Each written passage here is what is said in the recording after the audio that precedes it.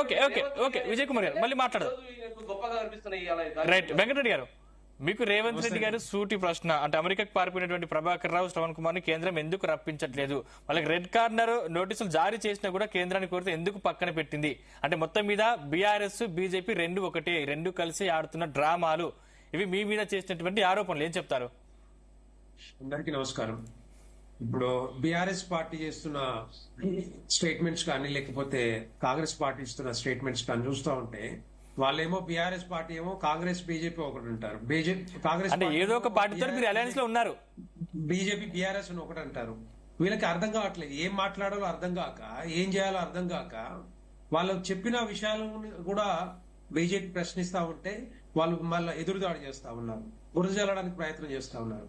మేము ఏమంటున్నాం అంటే ఈ 14 నెలల కాంగ్రెస్ పాలనలో వీళ్ళు ఇచ్చిన హామీల గురించి మాట్లాడితే, వీళ్ళు ఇచ్చిన హామీలు కానీ లేకపోతే ఏవైతే వాగ్దానాలు ఉన్నాయో అవన్నీ కూడా వాటి గురించి మాట్లాడితే నేను చెప్పిన భారతీయ జనతా పార్టీ మీద బురద జల్లుతా ఉన్నాయి. 6 గ్యారెంటీల్లో ఇప్పుడు ఎమ్మెల్సీ ఎలక్షన్స్ వస్తా ఉన్నాయి.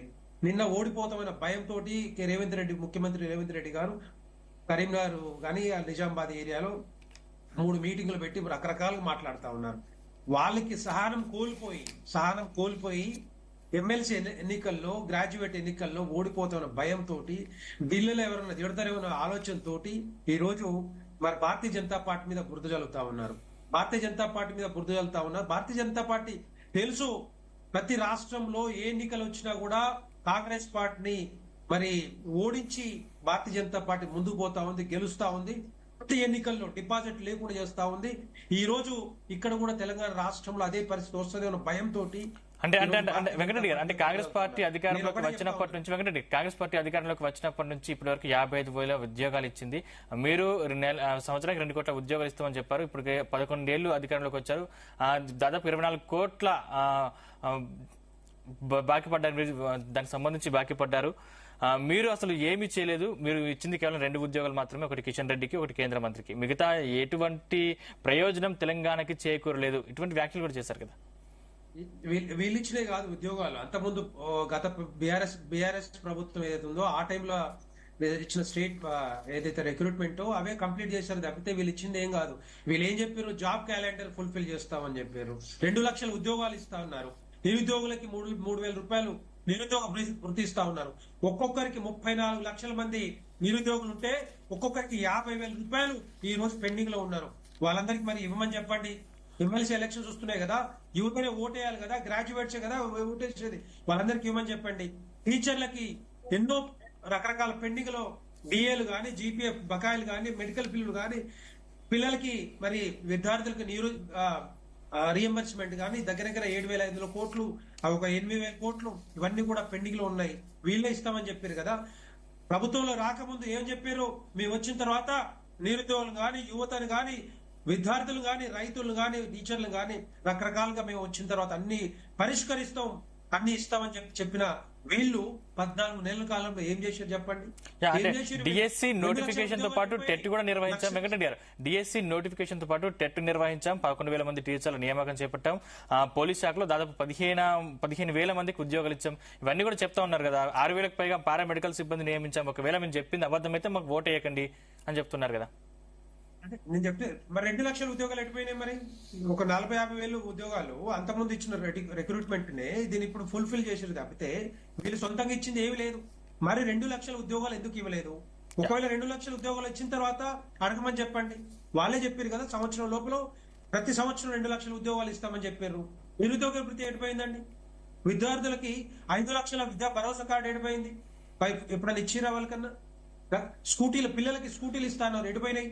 ఇవన్నీ కూడా ఏంటంటే 6 గ్యారెంటీలను తప్పించుకోవడానికే 13 అంశాలు ఉంటే 5 అంశాలు మాత్రం నడుస్తా ఉన్నాయి.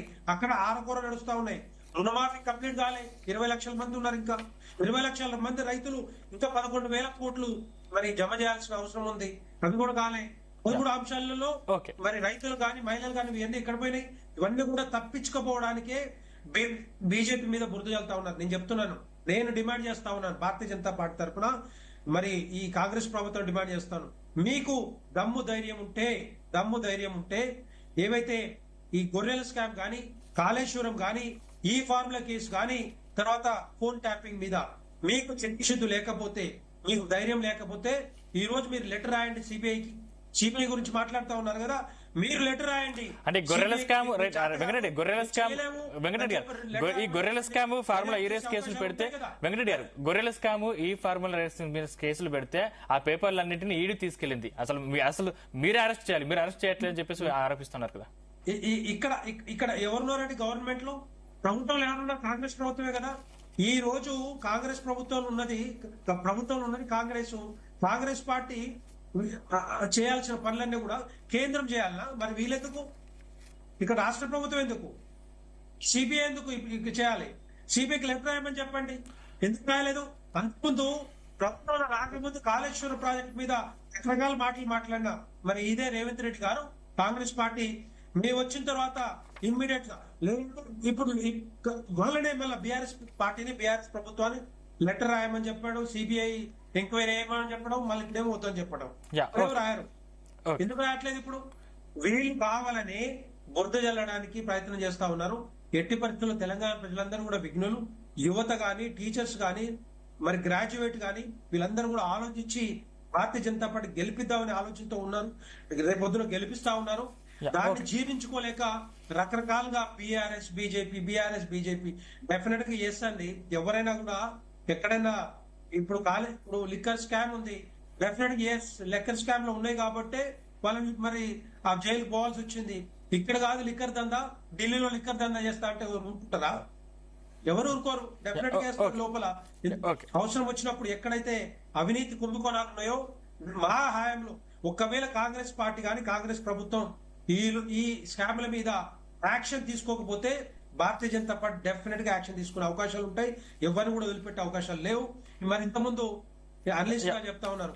అనలిస్ట్ గారు చెప్పేది ఏంటంటే అనాలిసిస్ చేసి మాట్లాడుతున్నారో లేకపోతే కాంగ్రెస్ మనిషిగా మాట్లాడుతున్నారు, కాంగ్రెస్ పార్టీ వ్యక్తిగా మాట్లాడుతున్నారు నాకు తెలియట్లేదు, కానీ కాంగ్రెస్ గెలుస్తుందని చెప్తా ఉన్నారు. నేను ఏమంటున్నంటే కాంగ్రెస్ పార్టీ ఇచ్చిన వాగ్దానాలు కానీ హామీల గురించి చెప్పండి.